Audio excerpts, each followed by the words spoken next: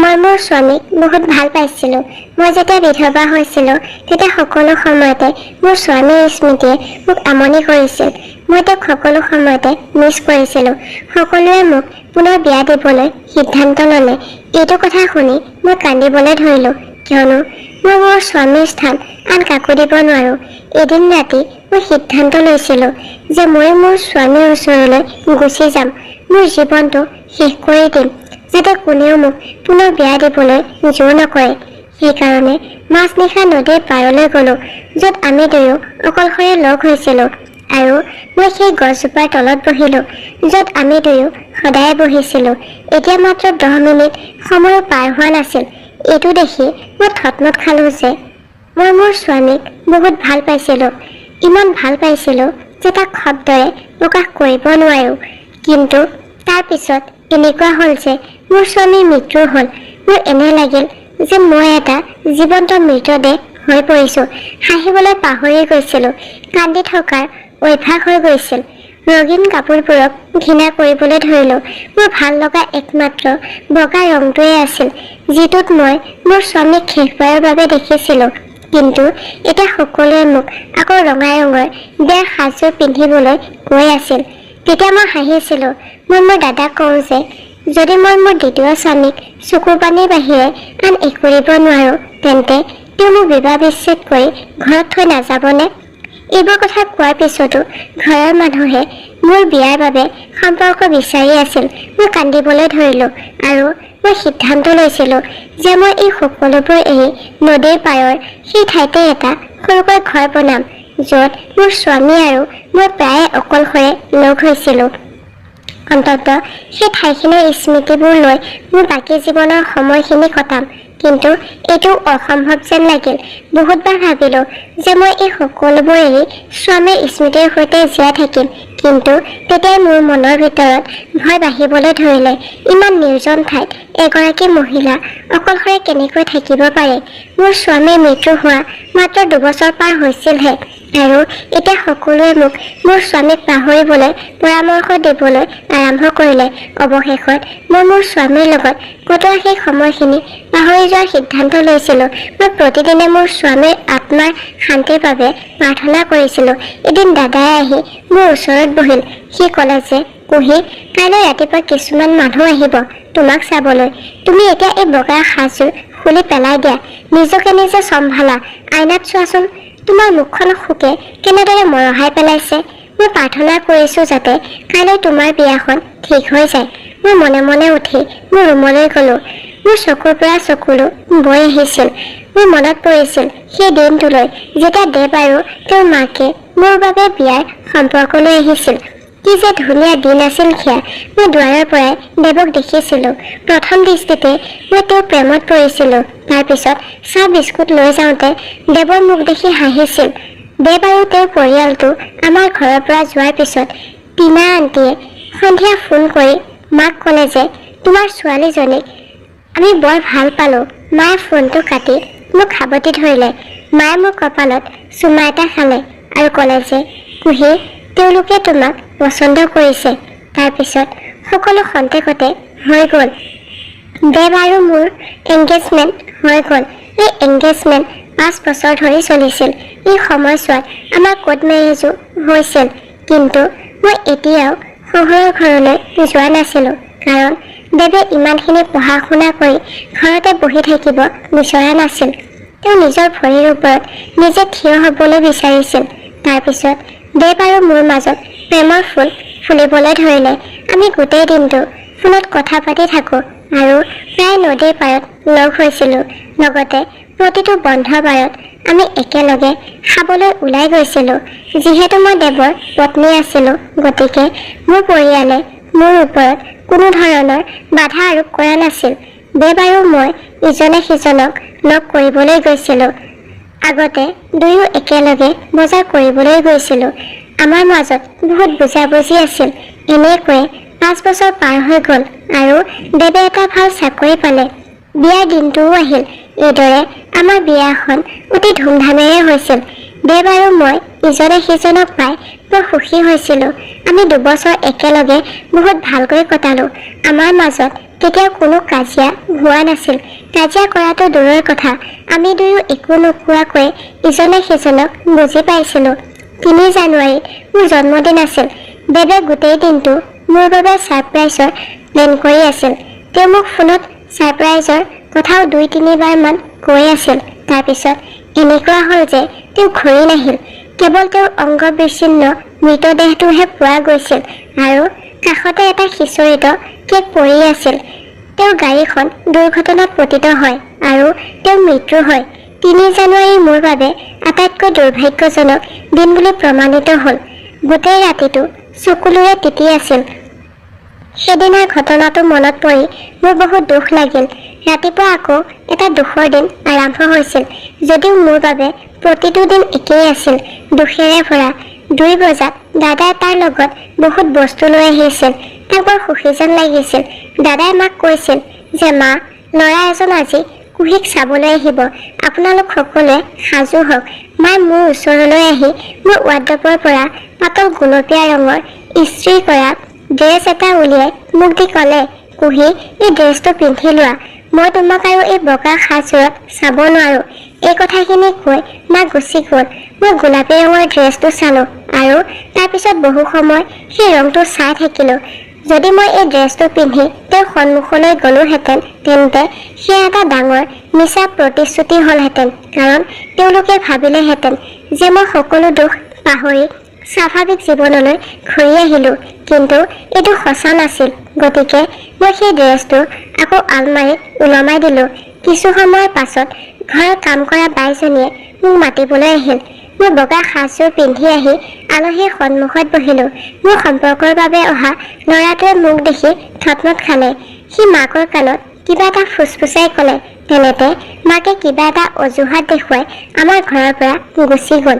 এইদৰে আমাক আন এটা বিয়াৰ সম্পৰ্কই নাকচ কৰিলে। মোৰ ওপৰত মাৰ বৰ খং উঠিছিল। তেওঁলোকে ভাবিছিল যে মোৰ এই বগা সাজযোৰৰ বাবেই এই সকলোবোৰ ঘটিছে। কিন্তু আমি কোনোৱে গম পোৱা নাছিলোঁ যে সত্যটো আন কিবা এটা আছিল। কিছুদিন এনেকৈ পাৰ হ'ল। তাৰপিছত এদিন মোলৈ এটা অচিনাকি নম্বৰৰ পৰা ফোন আহিল। মই ফোনটো তুলি লওঁতে সিফালৰ পৰা ল'ৰা এজনে ক'লে, মই দিনেশ।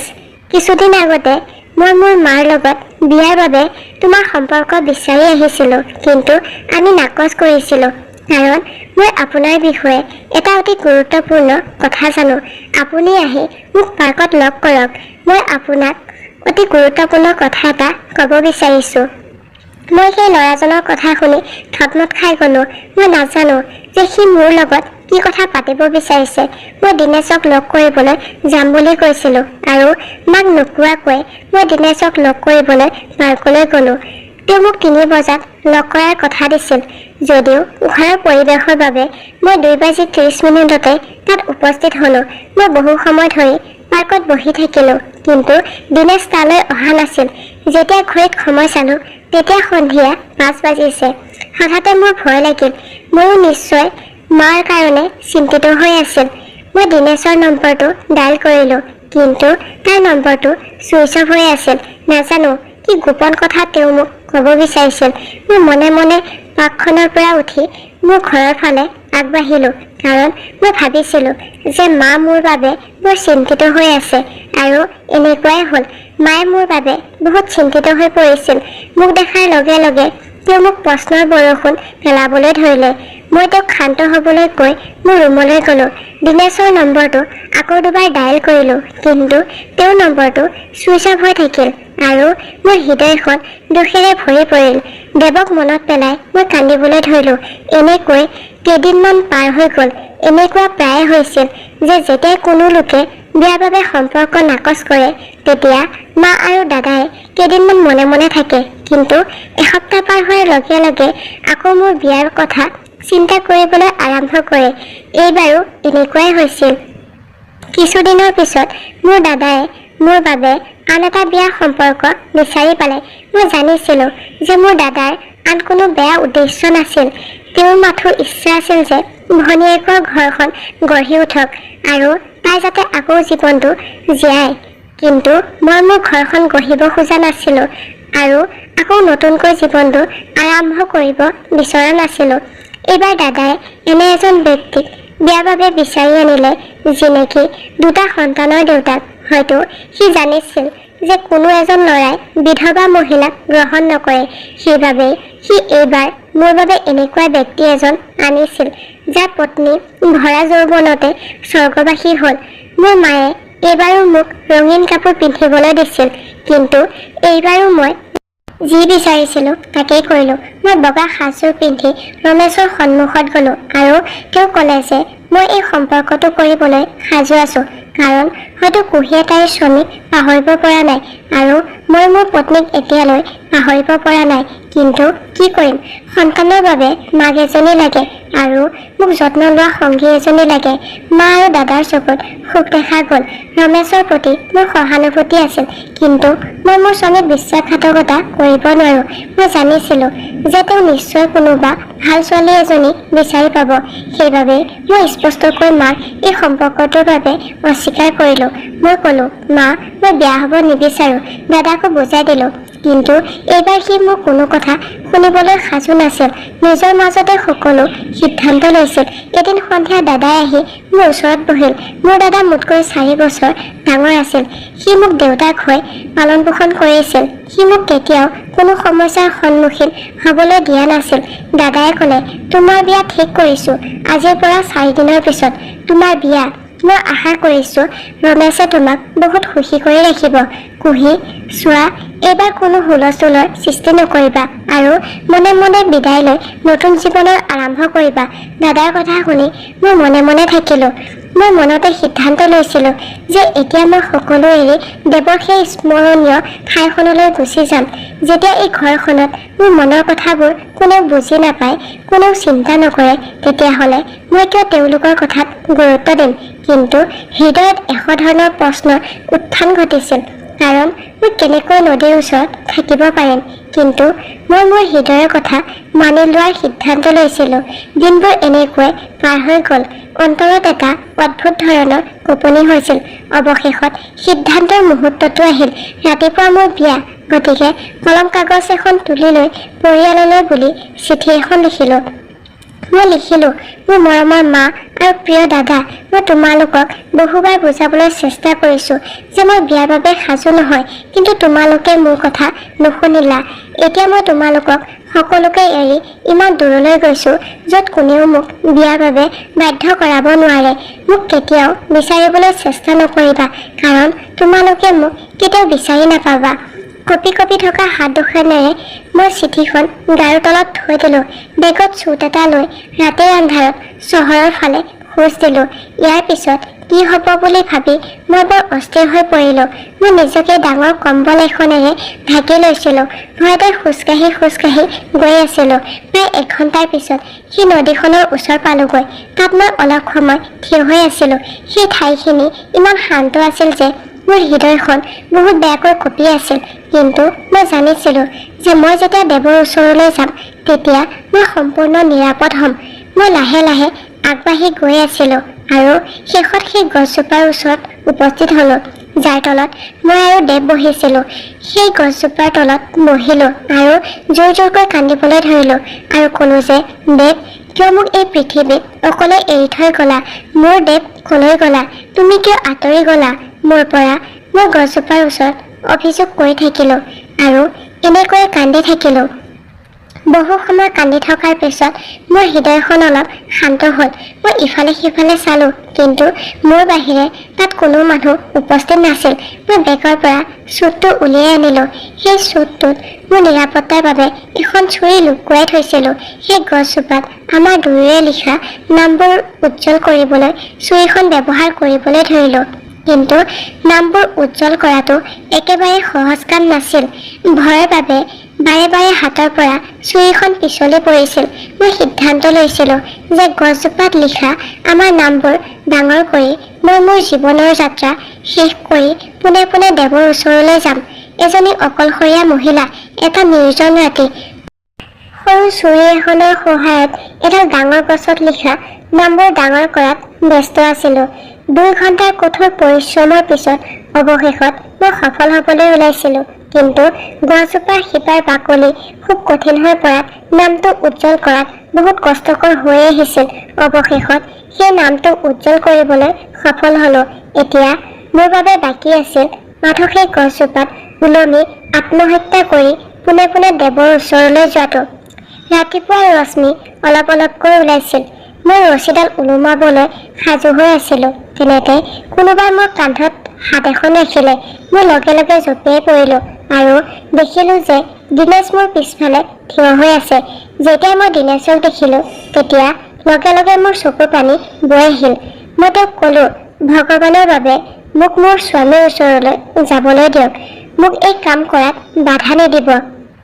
তেতিয়া তেওঁ ক'লে, তুমি তোমাৰ স্বামীৰ বাবে কিয় প্ৰাণ আহুতি দিব বিচাৰিছা? মই ক'লো, যেতিয়া মোৰ স্বামীয়ে এই পৃথিৱীত নাই তেনেহ'লে মই ইয়াত থাকি কি কৰিম? মোৰ এই কথাত দিনেশে হাঁহি এটা মাৰি ক'লে, তোমাৰ মনত আছেনে মই যে ফোন কৰি তোমাক কৈছিলোঁ যে পাৰ্কলৈ আহা, মোৰ তোমাৰ লগত এটা ডাঙৰ কথা আছে, কিন্তু কিছু কামৰ বাবে মই পাৰ্কলৈ আহিব পৰা নাছিলোঁ। আজি এই ৰহস্যটোৰ পৰা পৰ্দাখন উঠাই দিওঁ, তুমি মোৰ লগত ব'লা। সোনকালে ৰাতিপুৱা হ'ব এতিয়া। মই নিবিচাৰোঁ তুমি যাতে কোনো বিপদত পৰা, গতিকে মোৰ লগত ব'লা এতিয়া। দিনেশৰ কথা শুনি মোৰ ভয় লাগি গ'ল। মই ক'লো, কেনেকুৱা কথা কৈছা তুমি এইবোৰ? কি ৰহস্যৰ কথা কৈছা তুমি? মই জানো তুমি মিছা কথা কৈছা। তুমি মোৰ ক্ষতি কৰিব বিচাৰিছা। মই তোমাৰ কথাত বিশ্বাস নকৰোঁ। দিনেশে ক'লে, মই মোৰ মাৰ শপত খাই কৈছোঁ যে মই যি কৈছোঁ সঁচা কৈছোঁ। তুমি ইয়াৰ পৰা উঠা আৰু মোৰ লগত ব'লা। তাৰ কথা শুনি মই থতমত খালোঁ আৰু ময়ো তাৰ লগত যাবলৈ সাজু হ'লোঁ। দিনেশ আগে আগে গৈ আছিল আৰু মই তাৰ পিছে পিছে গৈ আছিলোঁ। সি মোক তাৰ গাড়ীত বহিবলৈ দিলে আৰু গাড়ীখন সেই নিৰ্জন অঞ্চলৰ পৰা উলিয়াই নিলে। মোৰ ভয় লাগিবলৈ ধৰিলে, কিন্তু এতিয়া মই একো কৰিব নোৱাৰোঁ। পৰিস্থিতিৰ ওপৰত নিজকে এৰি দিছিলোঁ। দিনেশে গাড়ীখন লৈ ডাঙৰ ফাৰ্ম হাউচ এটাৰ সন্মুখত ৰখাই দি ক'লে, মোৰ পিছে পিছে আহা। মই গাড়ীৰ পৰা নামি আহিলোঁ। সূৰ্যৰ পোহৰত মোৰ ড্ৰেছটো লেতেৰা যেন লাগিল, সেইকাৰণে কাপোৰৰ ধূলিবোৰ জোকাৰি ল'লোঁ। আমি দুয়ো ফাৰ্ম হাউচত সোমাইছিলোঁ। দিনেশে মোক এটা ডাঙৰ কোঠালৈ লৈ গ'ল আৰু ক'লে, তুমি ভিতৰলৈ যোৱা। মই সোনকালে দুৱাৰখন খুলিলোঁ আৰু ভিতৰলৈ গ'লোঁ। সন্মুখত থকা দৃশ্যটো দেখি মই থতমত খালোঁ, কাৰণ মোৰ সন্মুখত ডেড বিচনাত পৰি আছিল। তাৰ হাত ভৰিবোৰ প্লাষ্টাৰ কৰি থোৱা আছিল। মই তাৰ বিচনাখনলৈ দৌৰি গ'লোঁ আৰু হুকহুকাই কান্দিবলৈ ধৰিলোঁ। মোৰ মাতটো শুনি দেৱে লগে লগে চকু মেলি মোক দেখি হুমুনিয়াহ কাঢ়িবলৈ ধৰিলে। মই ক'লো, দেৱ, এই সকলোবোৰ কি? তোমাৰ কি হৈছে? দেৱে হুমুনিয়াহ কাঢ়ি ক'লে, এইটোৱে মোৰ বিশ্বাসঘাতকতা কৰাৰ শাস্তি কুহি। মই তোমাক মোৰ বিশ্বাসঘাতকতাৰ কাহিনী ক'ম। তুমি হৃদয়খন ভালদৰে ধৰি বহি লোৱা। তাৰপিছত সি ক'বলৈ ধৰিলে, কুহি, তোমাৰ নিশ্চয় মনত আছে, আমাৰ বিয়াৰ এবছৰৰ পাছতেই মই তোমাক ক'বলৈ আৰম্ভ কৰিছিলোঁ যে মই বহুত কামৰ বাবে বহুত ব্যস্ত হৈ পৰিছোঁ, কিন্তু তুমি বাৰে বাৰে মোক এইটো অনুভৱ কৰাইছিলা যে মই তোমাৰ যত্ন লোৱা নাই, আৰু মই হাঁহি হাঁহি এই কথাবোৰ উৰুৱাই দিছিলোঁ, কাৰণ মই জানিছিলোঁ যে মই কি কৰি আছোঁ। আচলতে সেই সময়ছোৱাত মোৰ ছাৰৰ ছোৱালীজনীও অফিচলৈ আহিবলৈ আৰম্ভ কৰিছিল। তাইক দেখি মই অনুভৱ কৰিলোঁ যে তাইক মই যুগ যুগ ধৰি বিচাৰি আছিলোঁ। তাইৰো মোৰ দৰে একেই অৱস্থা আছিল। মোৰ ছাৰৰ ছোৱালীজনীয়ে জানিছিল যে মই বিয়া পাতিছোঁ, কিন্তু আমি ইজনে সিজনক ভাল পাবলৈ বাধ্য হৈছিলোঁ। মই সোনকালে অফিচৰ কাম শেষ কৰিছিলোঁ। তাৰপিছত অফিচত মই আৰু কেৱল নিশা থাকোঁ। আমি ইজনে সিজনৰ লগত বহুত ঘূৰা ফুৰা কৰিছিলোঁ। তাৰপিছত এদিন তাই মোক ক'লে যে আমি দুয়োৰে বিয়া হ'ব লাগে। ময়ো হ'ব বুলি ক'লোঁ, কিন্তু তাই বিবাহ বিচ্ছেদৰ চৰ্ত ৰাখিছিল। মই নিশাক ক'লোঁ যে মই কুহিক বিবাহ বিচ্ছেদ কৰিব নোৱাৰিম, মোৰ ইমান সাহস নাছিল। তেতিয়া মই তোমাক বিবাহ বিচ্ছেদ কৰা হ'লে তুমি মোক প্ৰশ্ন নকৰিলাহেঁতেননে? তুমি মোক তোমাক মই দিয়া প্ৰতিশ্ৰুতিবোৰ সৰাই নিদিলা হয়নে? নিশাই মোক এটা বুদ্ধি দিলে যে তুমি মৃত্যু হোৱা বুলি এটা নাটক কৰা। মই মোৰ চকু মুদি তাইৰ কথাবোৰ মানি লৈছিলোঁ আৰু মই মোৰ গাড়ীখন দেৱালত খুন্দা মাৰিছিলোঁ। মই অকণো দুখ পোৱা নাছিলোঁ। তাৰপিছত মই আৰু নিশা বিয়া হলো। আমি বহুত এনজয় কৰিলো। তাৰ হাতত বহুত টকা আছিল। আমি গোটেই বিশ্ব ভ্ৰমণ কৰিলো। আমি ইজনে সিজনৰ বাহিৰে আন একো দেখা পোৱা নাছিলো।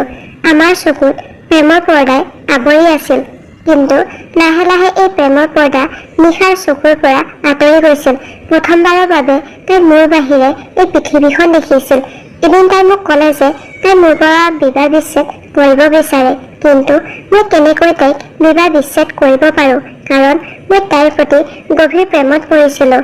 কিন্তু তাই বিবাহ বিচ্ছেদৰ বাবে আদালতত গোচৰ ৰুজু কৰিলে। সকলো বেয়া কামৰ পৰিণতি বেয়াই হয়। মই সেই গোচৰটোত পৰাজিত হ'লো। মই তাইক মুক্ত কৰি দিলোঁ, কিন্তু তাই মোক মুক্ত কৰি নিদিলে। তাই ক'লে, মই তোমাক মোৰ পিছত আন কাৰোৰে যোগ্য হোৱাটো নিবিচাৰোঁ। তাই এইবাৰো মোৰ এক্সিডেণ্ট হোৱা নাটকখন ৰচনা কৰিলে আৰু সঁচাকৈয়ে তাই মোক এটা এক্সিডেণ্ট কৰি দিলে। আৰু মই ইয়াত 2 বছৰ ধৰি মৃত শৰীৰলৈ বিচনাত পৰি আছোঁ। মোৰ গোটেই শৰীৰটো মৰি গৈছে, কিন্তু মোৰ চকু দুটা ভালে আছে, কাৰণ মোৰ নিজৰ বৰবাদী চাবলৈ আৰু জিভাখন ভালে আছে তোমাৰ সন্মুখত মোৰ অপৰাধ স্বীকাৰ কৰিবলৈ। মোক ক্ষমা কৰিবা কুহি, মই তোমাৰ লগত বহুত অন্যায় কৰিছোঁ।